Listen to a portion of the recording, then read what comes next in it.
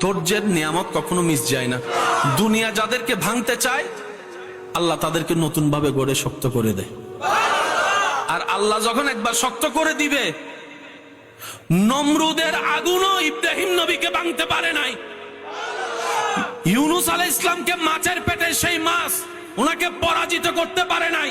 যে বান্দা রবের খুশিতে সন্তুষ্টি মনে হতাশা ছাড়া খুশি থাকতে পারে, রব্বুল আলামিন ফিদ দুনিয়া হাসনাতাও ওয়া ফিল আখিরাতি হাসনাতার, দুনিয়া আখিরাতের নিয়ামত সে বান্দাকে দান করেন। সুবহানাল্লাহ। যে হা হুতাশ বেশি করে তার কাছে হারানোর সম্ভাবনা বেশি। যে শুকরিয়া বেশি করে, ধৈর্য ধরে অপেক্ষা বেশি করে, নিয়ামত তার কাছে আসবেই বেশি। এটাই চিরন্তন বাস্তব সত্য। চিৎকার দিয়ে বলেন সুবহানাল্লাহ। সাইকেল চালাতে গেলে পড়তেই হবে। যত পড়বেন তত কোমর আস্তে আস্তে সোজা হবে। কারণ সাইকেল, মোটরসাইকেল চালানোর মেইন শর্তের মধ্যে একটা শর্ত হচ্ছে কোমর কি রাখা, স্থির রাখা, সোজা রাখা। যারা পড়ে যায় তারা দেখবেন কোমর যদি নড়াচড়া করে ব্যালেন্স নষ্ট হয়ে যায়। যত পড়বেন ব্যথা পাবেন। ধাক্কাটাই পাক্কা হয়ে একদিন দেখবেন আর পিছন থেকে একজনকে ধরা লাগছে না, আপনি নিজেই সাইকেল চালাইতে পারবেন। সাঁতার শিখার আগে পানি খাইতেই, জোরে বলেন, একদম জোর করে খাইতে না চাইলো এক ফোঁটা হইল পানি খাবেন, সাঁতার শিখবেন। একটু জোরে বলেন না। ধাক্কা খাবেন, ধৈর্য ধরতে পারলে রবের উপর সন্তুষ্টির সাথে পাক্কা হবেনই হবেন। এমন ভাবে আল্লাহ তাআলা আপনাকে পাকা বানাবে, মজবুত বানাবে।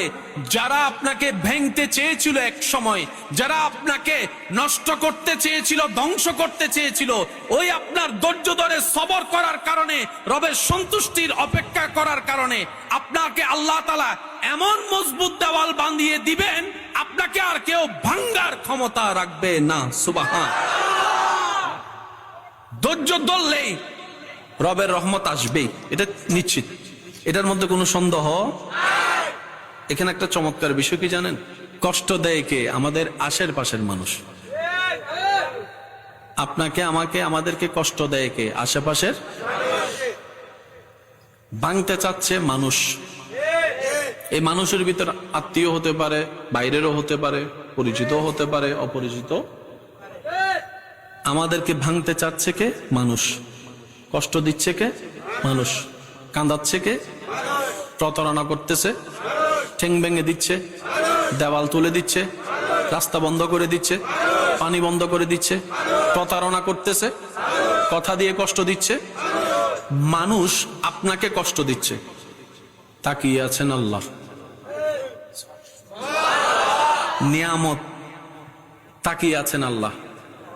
এবার আপনার সেই মানুষের দেওয়া কষ্ট তিল তিল তিল তিল করে আস্তে আস্তে সহ্য ক্ষমতার বাইরে চলে যাচ্ছে, আস্তে আস্তে সহ্য ক্ষমতার বাইরে চলে যাচ্ছে। আপনার রব তাকিয়ে আছে। শনিবার, রবিবার, সোমবার, মঙ্গলবার, বুধ হয়ে বৃহস্পতি হয়ে আবার শুক্রবার, সপ্তাহ চলে যাচ্ছে, মাস হয়ে যাচ্ছে। আপনি শুধু রবের দিকে তাকায় সবর করে আছেন। রবের যেই দিন ইচ্ছা হবে, রব ফেরেশতাকে বলবে, কিরে আমার বান্দাকে মাসের পর মাস, বছরের পর বছর কষ্ট দিচ্ছে, সেইভাবে ধৈর্য ধরে সহ্য করে আছে কেন? ফেরেশতা বলবে, আল্লাহ তোমার হুকুমের অপেক্ষায় বসে আছে, তোমার হুকুমের অপেক্ষায় বসে আছে। সে তোমাকে সন্তুষ্টি করার জন্য মুখ থাকার পরও গালির পরিবর্তে গালি দিচ্ছে না। আল্লাহ সে তোমাকে রাজি করার জন্য মারের পরিবর্তে মার দিচ্ছে না। সে দুনিয়ার মানুষ সৃষ্টি তাকে কষ্ট দিচ্ছে, সে তোমার সৃষ্টিকে ভালোবাসা দিয়ে যাচ্ছে, মায়া দিয়ে যাচ্ছে, সেবা দিয়ে যাচ্ছে। রব্বুল আলামিন বলবে, আমার বান্দা আমার হুকুমের অপেক্ষায় বসে আছে, আমার বান্দা আমার সন্তুষ্টির অপেক্ষায় বসে আছে। এত কষ্ট সহ্য করছে, বুক ফেটে যাচ্ছে, চোখের পানি পড়ছে, তারপরও সে ধৈর্য ধরে আছে। ইন্নাল্লাহা মা'আস সাবিরিন। ফেরেশতা জেনে রাখো, আজকে থেকে আমি আল্লাহ আমার এই বান্দার সাথে আছি। তার ধৈর্য ধরাটা, অপেক্ষা করাটা আমি রবের পছন্দ হয়েছে। সুবহানাল্লাহ। ওই দিন থেকে আপনার জয় শুরু। আর একটু জোরে বলেন।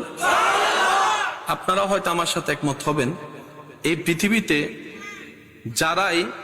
যাদেরকে ভাঙতে চেয়েছে, যাদের জীবনে কষ্ট, দুঃখ, অভাব, অভিযোগ, আপত্তি, লাঞ্ছনা, অপমান, কষ্ট বেশি হয়েছে, আর যারা ধৈর্য ধরতে পেরেছে, আল্লাহ পাক একদিন না একদিন তাদেরকে কিন্তু নিয়ামত দান করেছেনই করেছেন। আল্লাহ কিন্তু মারুম করে নাই। ধৈর্যের নিয়ামত কখনো মিস যায় না। সুবহানাল্লাহ। আর একটু জোরে বলেন। দুনিয়া যাদেরকে ভাঙতে চায় আল্লাহ তাদেরকে নতুন ভাবে গড়ে শক্ত করে দেয়। আর আল্লাহ যখন একবার শক্ত করে দিবে, নমরুদের আগুনও ইব্রাহিম নবীকে ভাঙতে পারে নাই। ইউনুস আলাইহিস ইসলামকে মাছের পেটে সেই মাছ ওনাকে পরাজিত করতে পারে নাই। তলোয়ার ইসমাইল নবীর অন্তর থেকে ঈমান নিতে পারে নাই, ভয় দেখাতে পারে নাই।